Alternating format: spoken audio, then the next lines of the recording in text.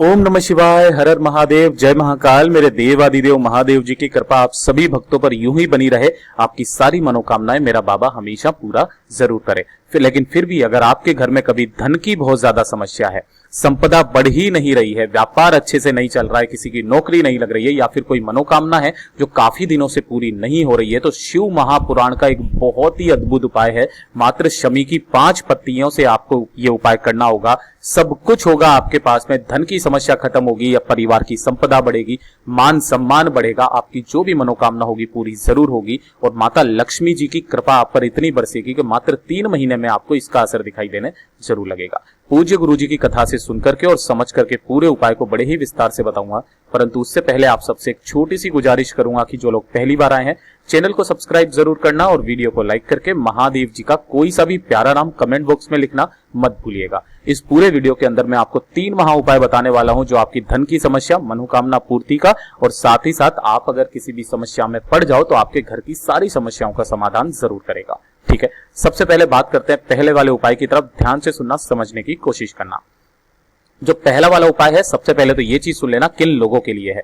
ठीक है ना, देखिए, अगर आपके घर में धन की बहुत ज्यादा कमी है, माता लक्ष्मी जी का वास आपके घर में है ही नहीं है, व्यापार अच्छे से नहीं चल रहा है, किसी की नौकरी नहीं लग रही है ना, धन की ले दे करके सारी की सारी समस्या आ जाती है, तो मात्र आपको छोटा सा उपाय करना है।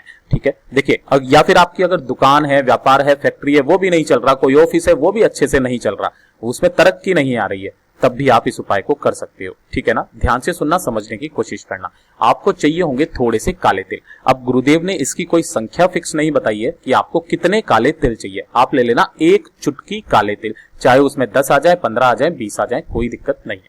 ठीक है, इसी के साथ में आपको चाहिए क्या, कांटा। अब ये कौन सा कांटा, अगर आप यहाँ पर देख पा रहे हो तो ये वाला जो पेड़ होता है ना, इसको बबूल का पेड़ कहते हैं। यहाँ पर आपको बेल के फल का कांटा नहीं चाहिए, यहाँ पर बबूल का जो ये पेड़ है ना, इसका कांटा चाहिए। ये जो बबूल की पत्तियां होती है ना, ये भी लगभग शमी की पत्तियों की तरह ही होती है।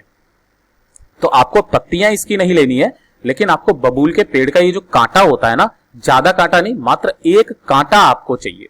ठीक है ना, तो आपने थोड़े से काले तिल ले लिए, 1 बबूल का कांटा ले लिया। इसी के साथ आपको चाहिए शमी के पत्तियां। कितनी पत्तियां, जैसा आपने देखा था 5 पत्तियां आपको इसकी चाहिए। गुरुदेव ने अपनी कथा में जोर करके बताया था, इन तीनों चीजों का इतना बड़ा प्रभाव होता है कि आपने कभी सोचा नहीं होगा। ठीक है ना, अब ध्यान से देखना, कोई सा भी एक दिन फिक्स कर लेना, या तो सोमवार का दिन, या फिर प्रदोष का दिन, या फिर शिवरात्रि का दिन, या फिर किसी भी एक पंचमी का दिन, या फिर अष्टमी का दिन, जो भी दिन होना उस दिन फिक्स कर लेना। मात्र आपको 2 बार ये वाला उपाय करना होगा, उसी वाली तिथि के दिन। जब भी अगली तिथि वो वाली आ जाए, उसी दिन आपको ये वाला उपाय फिर से करना होगा। ठीक है ना, केवल 2 बार, गुरुदेव ने जैसा बताया।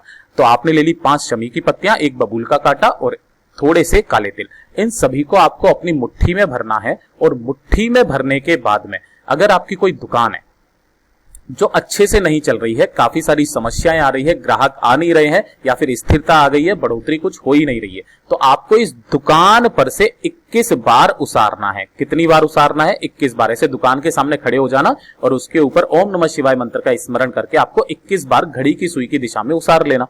ठीक है ना, अगर आपके दुकान नहीं है, कोई ऑफिस है, तो ऑफिस के सामने से उसार लेना। और अगर आप अपने घर में धन की बहुत ज्यादा कमी है, तो घर के मेन गेट पर जाना, यानी कि मुख्य द्वार पर, और मुख्य द्वार पर जाकर के यहां पर आपको 21 बार उसे उसार लेना है। इस तरीके से घड़ी की सुई की दिशा में घुमा लेना। ठीक है ना, मुट्ठी में लेकर के 5 शमी पत्र, 1 बबूल का कांटा और थोड़े से काले तिल। अब उन्हीं चीजों को लेकर के आपको पीछे नहीं मुड़ना है, सीधे चले जाना है। कहां पर, या तो किसी बहते नदी, तालाब, सरोवर, जो भी आपके आसपास हो, वहां पर आप चले जाना, और उन सभी चीजों का आपको क्या कर देना होगा, वहां पर बहा देना होगा। उसी के अंदर ओम नमः शिवाय का या श्री शिवाय नमस्तुभ्यम का स्मरण करते हुए। पहला काम तो ये कर दोगे।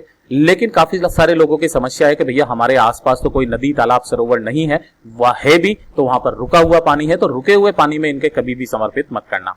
अगर आपको समर्पित करना है तो फिर आप किसी भी बेलपत्री के पेड़ के नीचे, जो गुरुदेव ने बताया कि अगर आप वहां ना जा सको तो बेलपत्री के पेड़ के नीचे जाकर के ओम नमः शिवाय मंत्र का स्मरण करके वहीं पर आप इन्हें छोड़ करके आ जाना, जड़ों के पास में, इन सभी सामग्रियों को। और उसके बाद में 2 मिनट वहां पर खड़े होकर के महादेव जी से कामना कह देना, तो भैया मेरे घर में धन लक्ष्मी आती ही नहीं है, रूठी हुई है, तो कैसे भी करके धन की समस्या को हल कर दें। साथ ही साथ संपदा, वैभव, जो भी आपको परिवार के लिए विनती करनी है वो आप कर लेना। मात्र 2 बार इस उपाय को कर लेना, आपकी सारी समस्याएं खत्म जरूर होगी। पूज्य गुरुजी ने जैसा बताया वैसा आसान भाषा में आपको बताने का संपूर्ण प्रयास किया।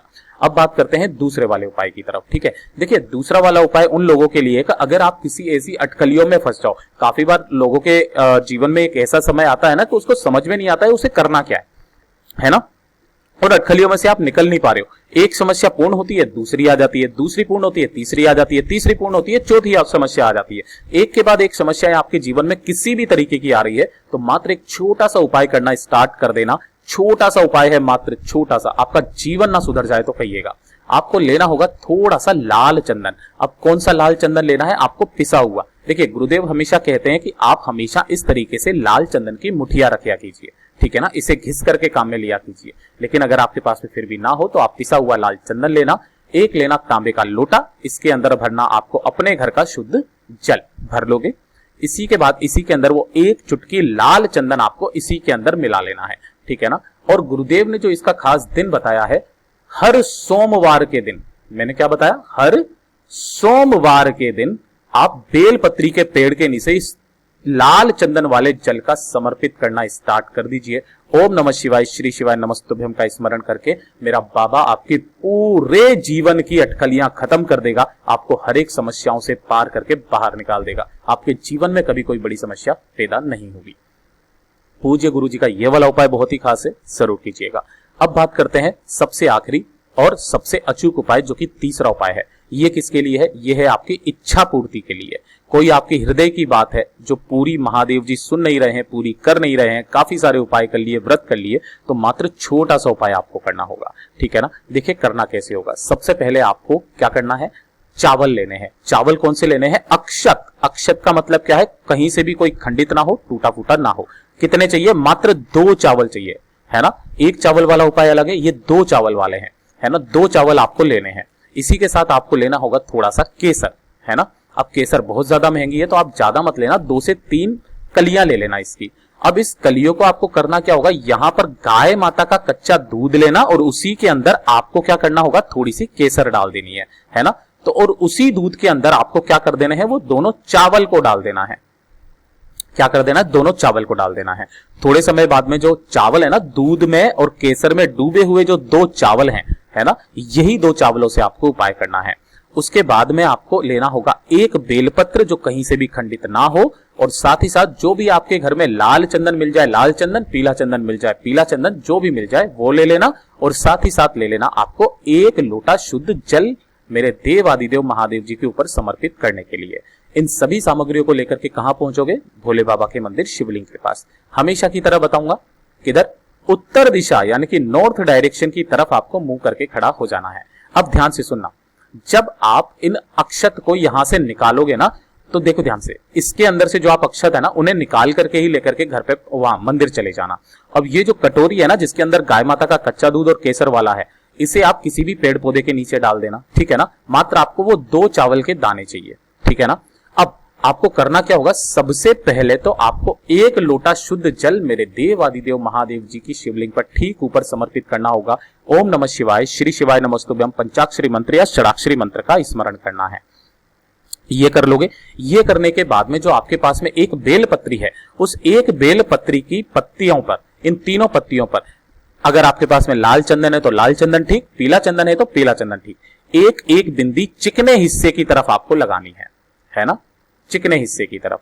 और जो आपने 2 चावल के दाने लिए है ना, 1 लोटा शुद्ध जल चढ़ाने के बाद में आपको वो दोनों चावल के दाने अपनी कामना कह करके यहां महादेव जी की शिवलिंग के ठीक ऊपर समर्पित कर देना, है ना। यह भी समर्पित कर दिया, और इसी के ऊपर आपको एक बेलपत्र समर्पित करना होगा। जिधर की तरफ आपने चंदन लगाया है ना, वो चंदन ठीक चावल के ऊपर आना चाहिए, ठीक है ना। पत्ती कैसे लगाओगे, डंडी जो रहेगी वो रहेगी जलाधारी के तरफ में, और जो बड़ी वाली पत्ती रहेगी वो आपकी तरफ में। देखिए चावलों के ऊपर ही आपको ये बेलपत्र जो है समर्पित करना है। समर्पित करने के बाद में आपको 2 मिनट यहां पर बैठना है, और आपको 11 बार एक मंत्र का स्मरण करना है। ध्यान से सुनना, वो वाला जो मंत्र होगा वो ओम नमः शिवाय नहीं होगा, शिवाय नमः ओम होगा। उल्टा मंत्र आपको यहां पर स्मरण करना है 11 बार, शिवाय नमः ओम, ठीक है ना। इस तरीके से आपको 11 बार इस मंत्र का स्मरण करना है, और उसी के बाद में आपको अपने घर की तरफ वापस चले आना है। आपकी जो भी इच्छा होगी वो पूरी जरूर होगी। पूज्य गुरु जी ने जैसा अपनी कथाओं में बताया वैसा आसान भाषा में आपको बताने का संपूर्ण प्रयास कर रहा हूं। वीडियो पसंद आया हो तो लाइक जरूर करना, साथ ही साथ चैनल को सब्सक्राइब जरूर कीजिएगा।